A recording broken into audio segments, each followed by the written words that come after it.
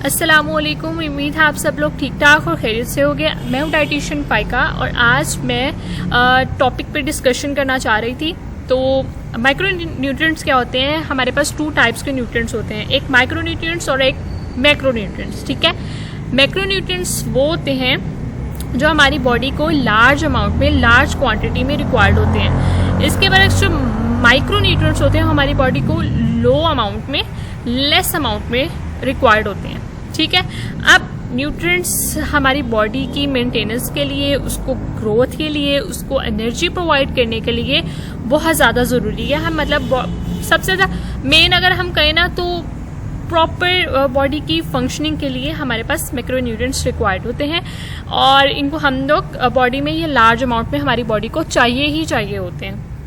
Then हम बात करते हैं कि हमारे पास जो माइक्रो न्यूट्रिएंट्स हैं वो हमारी बॉडी खुद उसको बना नहीं रही होती, तकरीबन सारी नहीं। ठीक है, हम उसको डाइट के थ्रू गेन करते हैं। सही हो गया। अब हमारे पास 3 टाइप के माइक्रो न्यूट्रिएंट्स हैं। सबसे पहला carbohydrate, protein and then fat. Carbohydrate, protein and fat, इसकी फर्दर आगे डिटेल उसमें हम बात करेंगे। सबसे पहले आ जाता है मैयट, इसको हम ग्राम में मैयर करते हैं। ठीक हो गया। अब दूसरी स्लाइड पे हम मूव करते हैं।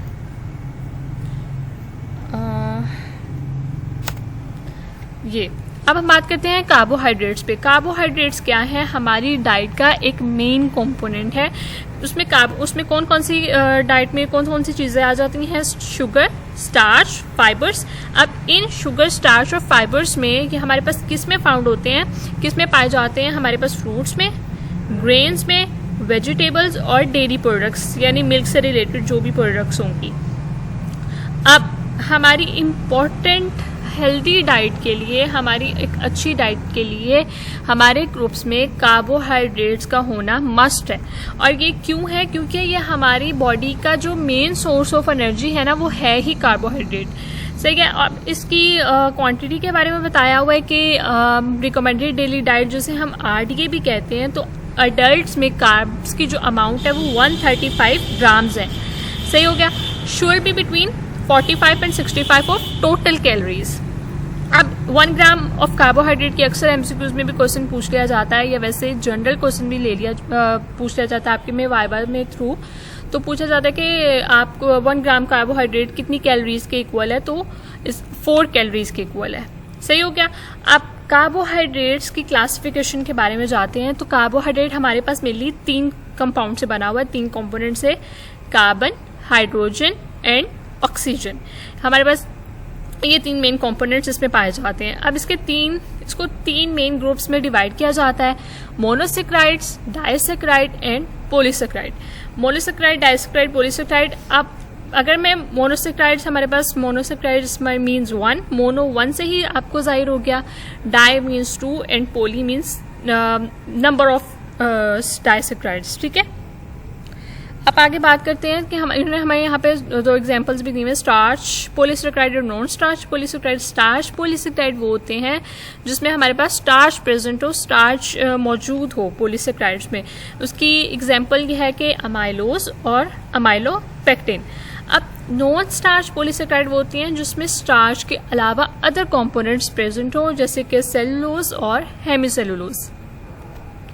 अब हम मोनोसेक्राइड्स के बारे में बात करते हैं। मोनोसेक्राइड्स हमारे पास एक स्मॉलेस्ट शुगर यूनिट है और मेनली हमारे पास इसका जो हमारे पास मेनली फ्रूट्स में, उसके अलावा जो हमारे पास ब्लड में भी पाया जाता है नेचुरली।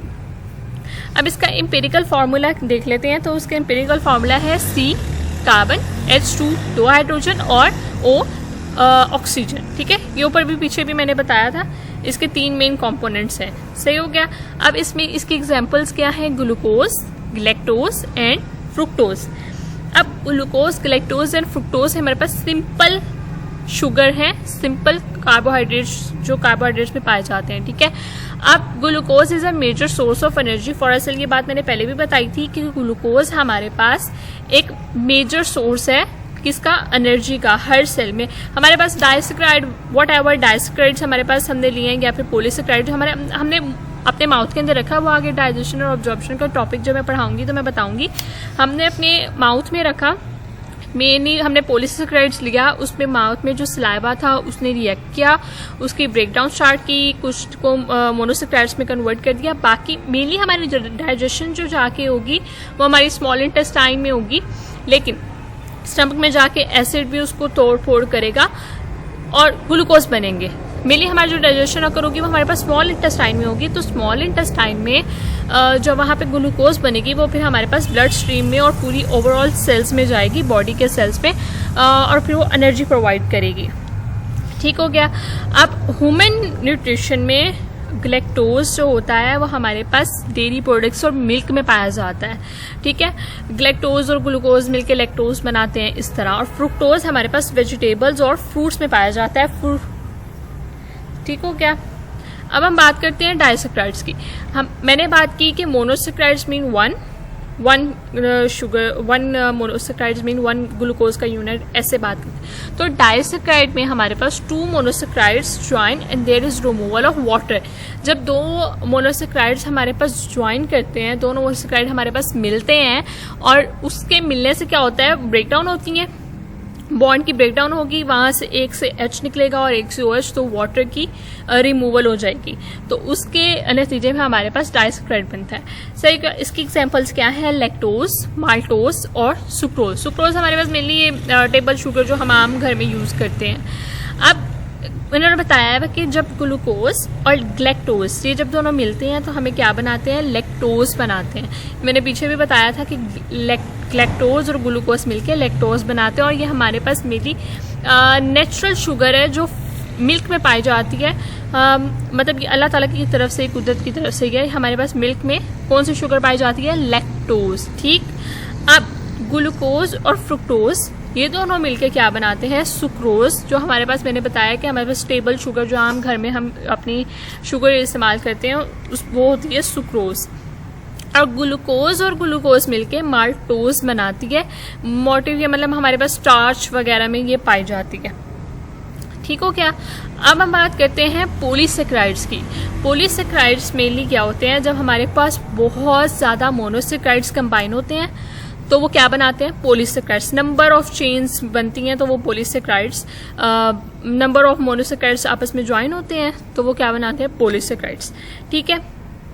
अब ये हमारे पास एनिमल्स में और प्लांट्स में दोनों में पाया जाता है, और प्लांट की सेल वॉल में एक इम्पॉर्टेंट रोल अदा करता है प्लांट्स की, उसको टफ प्लांट की सेल वॉल को ना प्रोटेक्शन देता है, एक टफ लेयर बना देता है सख्त सी, और ऐसे ही एनिमल स्केलेटन में ऐसा होता है।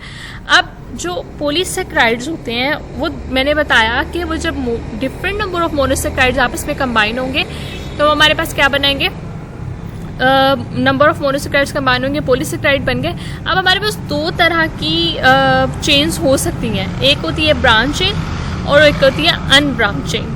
अब ब्रांच चेन और अनब्रांच चेन उसमें क्या फर्क है, so that the molecules look like a tree with branches and twig. जब हमारे पास मतलब एक एक एक एक इस तरह लीनियर होगी और बिल्कुल एक ट्विंग टाइप होगी, जैसे कि एक ट्री हो, ट्री के आप लोग वो देखें, पत्ते देखें तो वो एक ब्रांच चेन है। लेकिन ब्रांच चेन में हमारे पास सर्कल में भी हो सकते हैं, आपस में जुड़े हुए भी हो सकते हैं, और उस तरह मतलब आप कह सकते हैं। अनब्रांच हमारे पास क्या होती है, वो जब मॉलिक्यूल हमारे पास एक ही सीधी लाइन में हो, वो किसी और मॉलिक्यूल के साथ अटैच नहीं होते। ब्रांच चेन में मैं सिंपली ये कह सकती हूँ कि हमारे पास रिंग स्ट्रक्चर नहीं कह सकते जिसे हमें, वो हम रिंग स्ट्रक्चर हो सकता है। और जैसे आपके पास एक लीनियर लाइन में है, उसके ऊपर एक चेन अटैच हो गई, नीचे एक चेन अटैच हो गई, तो ये होती है ब्रांच चेन। और अनब्रांच जिसमें ऊपर नीचे या कहीं भी कोई और चेन अटैच ना हो, जैसे एक लीनियर स्ट्रेट चेन हमारे पास चलती जाए। ठीक हो गया। अब हम बात करते हैं ग्लूकोज की, ग्लाइकोजन की। ग्लाइकोजन हमारे पास जो ह्यूमंस एनिमल्स हैं उसमें, लीवर में और हमारे पास मसल्स में स्टोर होती है। हम लोग मतलब हमारे पास कॉमनली क्वेश्चन किया जाता है कि ग्लूकोज ये जो मसल्स में आपकी कौन सी शुगर है, तो कहते हैं कि जी ग्लाइकोजन। ठीक है। अब बात आती है स्टार्च की। अब ये जो हमारे पास मेनली स्टार्च होती हैं, ये हमारे पास वाटर सोल्यूबल नहीं होते।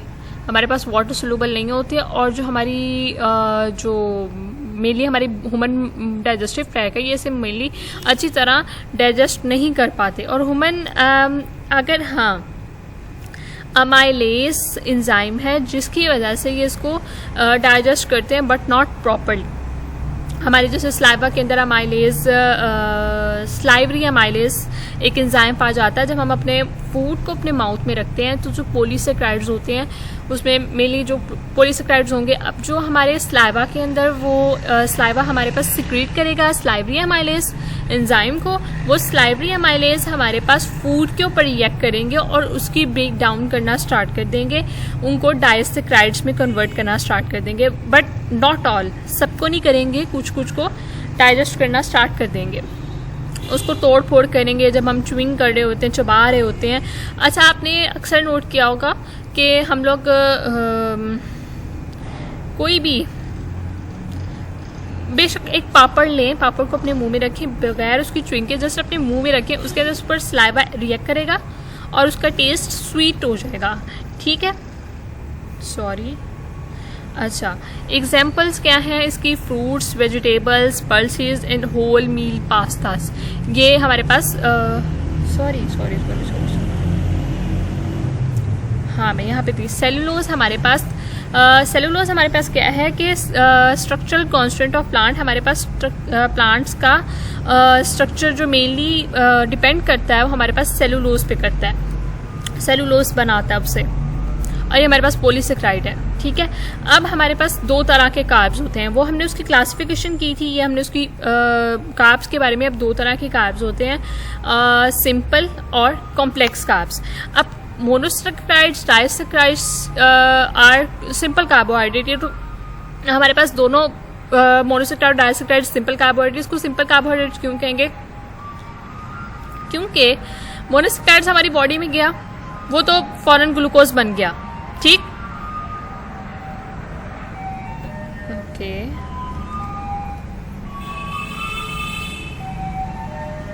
मैं हालांकि ऊपर टेरेस पे आके मैं लेक्चर डाउनलोड बना रही हूँ, रिकॉर्ड कर रही हूँ, लेकिन फिर भी बाहर से पीछे से आवाज़ें आई जा रही हैं। अच्छा, गुजर ही जाए। हाँ, मोनोसेक्राइड और डाइसेक्राइड्स हमारे पास क्यों है, इसको सिंपल शुगर क्यों कहते हैं? क्योंकि हमने अपनी डाइसेक्राइड्स कॉमनली लिया, उसकी कोई ब्रेक डाउन नहीं होगी, वो हमारे पास ब्लड में डिजोल्व हो गया, ब्लड में चला गया, उसने एनर्जी प्रोवाइड कर दी। डाइसेक्राइड्स को भी, डाइसेक्राइड्स पहले मोनोसेक्राइड्स में ब्रेक डाउन होगा, देन आगे ग्लूकोज बनाएगा, लेकिन ये इतना कॉम्प्लेक्स नहीं है। ठीक है, लेकिन पॉलीसेक्राइड्स हमारे पास नंबर ऑफ मोनोसेक्राइड्स होते हैं, उनको ब्रेक डाउन होने में टाइम लगता है। डाइसेक्राइड्स बनेंगे, डाइसेक्राइड्स फिर मोनोसेक्राइड्स में बनेंगे। ठीक है, अब सिंपल कार्बोहाइड्रेट्स क्या होते हैं? सिंपल कार्बोहाइड्रेट्स हमारे पास शुगर्स होते हैं, ठीक है, जो हमारे पास एक या दो मॉलिक्यूल से कंबाइन होते हैं। और रैपिड सोर्स ऑफ एनर्जी, यही बात क्यों कही है? क्योंकि मोनोसेक्राइड और डाइसेक्राइड्स को अगर हम कंज्यूम करें, वो फौरन से हमें एनर्जी प्रोवाइड करेंगे, फौरन से ग्लूकोज देंगे ब्लड को और एनर्जी प्रोवाइड होगा। But the consumer soon feel hungry, लेकिन वो जल्दी जो हमारा जो भी मतलब होगा, कंज्यूमर होगा, वो जल्दी हंग्री फील करेगा, क्योंकि जैसे ही बॉडी में गया, डाइजेस्ट हो गया, डाइजेस्ट होके वो जल्दी जल्दी ग्लूकोज मतलब ब्लड स्ट्रीम में चला गया, और जो भूख की थी वो मतलब जल्दी से डाइजेस्ट हो गया, रहा ही नहीं हमारे स्टमक में, इसलिए हमें जल्दी भूख लगना स्टार्ट हो जाती है अगर हम सिंपल कार्बोहाइड्रेट्स लें। लेकिन कॉम्प्लेक्स की निस्बत इसकी जगह, जो कॉम्प्लेक्स की अगर हम बात करें तो कॉम्प्लेक्स हमारे पास long chain of sugar molecules हैं, इसमें हमारे पास होल ग्रेन्स आ जाते हैं, और इसमें fibre and they fibre in are complex का फाइबर्स, हमारे पास फाइबर एक अल्लाह ताला ने ऐसा फूड है जो हमारी बॉडी को, इसका मेन सोर्स हमारी बॉडी को एनर्जी प्रोवाइड करना नहीं है, ये जाता है हमारी बॉडी में, डाइजेस्ट भी नहीं होता, हमारे बॉडी से एक्सक्रीट आउट हो जाता है। लेकिन इसका फ़ायदा क्या है? हमारी बॉडी से एक्सक्रीट आउट होते हुए ये हमारे पास फुलनेस देता है, हमारे स्टमक में देर तक डाइजेस्ट होता है, 2 to 3 आवर्स बाद ये मतलब डाइजेस्ट वो पड़ा रहता है हमारी बॉडी में, इसकी कंप्लीट ब्रेक डाउन नहीं होती। हमारी बॉडी में पड़ा रहता है, इसलिए हमें जल्दी इससे भूख नहीं लगती। मतलब अगर हम अपने फाइबर्स अपनी डाइट में लें तो जो मेनली वेट लूज करने वाले पेशेंट्स होते हैं तो उनको ज़्यादातर कार्बोहाइड्रेट्स में कॉम्प्लेक्स कार्बोहाइड्रेट्स दिए जाते हैं, फाइबर दी जाती है उनकी डाइट प्लान में। उनको बताया जाता है कि आप कम कार्बोहाइड्रेट फाइबर का इंटेक जब ज़्यादा होगा तो ऑब्वियसली उन्हें फुलनेस रहेगी, उन्हें भूख भी जल्दी नहीं लगेगी। सही हो गया। अब हाँ, they tend to full up your longer, मतलब आपको एक वही बात मैंने बताई कि पेट आपका भरा भरा रहेगा और ये हमारे लिए हेल्पफुल भी है। हाँ, मैं फाइबर के बारे में बात करी थी। फाइबर के बारे में ये कि हमारी बॉडी में हमारी ग्लूकोज नहीं प्रोवाइड करता, इसका मेन फंक्शन है हमारी जब बॉडी से पास आउट होगा, एक सॉफ्ट जेल की फॉर्म में पास आउट होगा तो हमारी बॉडी से एक्स्ट्रा वाटर को, कोलेस्ट्रोल को और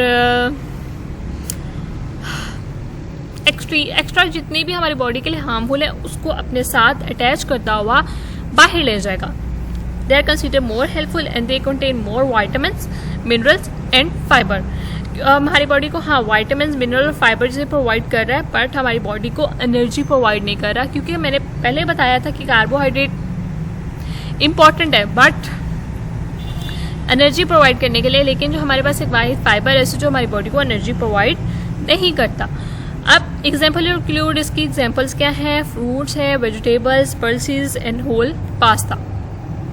good carbs versus bad carbs. अब ये गुड कार्ब्स और बैड कार्ब्स क्या है? गुड कार्ब्स हमारे पास वो कार्ब्स हैं वो जिसमें हमारे पास कार्ब्स इंक्लूड कंसीडर्ड बैड की पहले बात करते हैं, जिसमें पेस्ट्रीज, सोडाज और highly processed foods, white rice, white bread and other white floor food.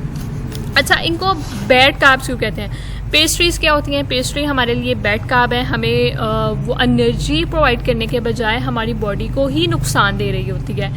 इसके अलावा हाईली प्रोसेस्ड फूड जैसे कि फर्मेंटेड फूड या फिर बहुत फूड, एक नेचुरली फूड और एक फूड जो आप इंडस्ट्री में तैयार कर रहे हो, ऑब्वियसली उसमें हाईली डिफरेंस होगा उसकी न्यूट्रिएंट्स में। ठीक है। वाइट राइस आजकल वाइट राइस, वो राइस जो पॉलिश राइस होते हैं, वो हमारे लिए इतने हेल्पफुल नहीं है।